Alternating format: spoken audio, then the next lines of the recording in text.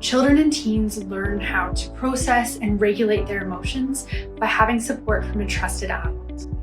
Validation communicates to another person that their thoughts, feelings, and behaviors are understandable and make sense in a given situation. Notice that your teen is having a tough time, so it can be saying something like, "Hey, it seems like you're struggling today." Your teen might get their back up about this at first. That's okay. Give them space and then check back in at another time.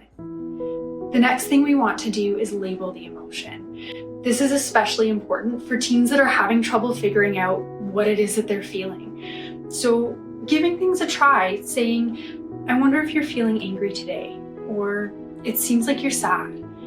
Again, the teen might get their back up a bit because you're asking them to talk about their emotions, and that can be tough. If you get it wrong, apologize and say that you want to understand. "I'm sorry, it seems like I'm not getting it. Help me understand what's going on for you."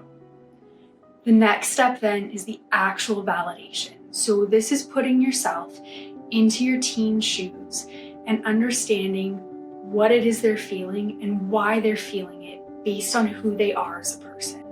So it can be saying something like, "It seems like you're feeling angry. I'm wondering if it's because you had a fight with your friends. I know how important your friends are to you."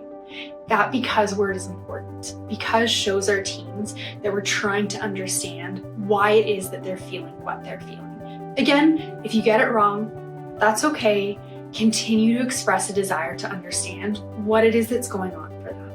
Really important to note, we want to validate the emotion first and then problem solve. We say connect and then direct. When your teen is struggling with a strong emotion, they're not going to be able to problem solve. So help them understand and process what they're feeling through validation.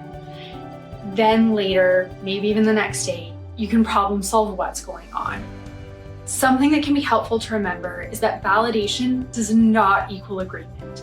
So validation does not mean that you like, agree, or can relate to where the other person is coming from, what they're doing, saying, or feeling. It just means that you understand why they're going through what they're going through, again, based on who they are as a person, not necessarily who you are. We can validate the valid, not the invalid.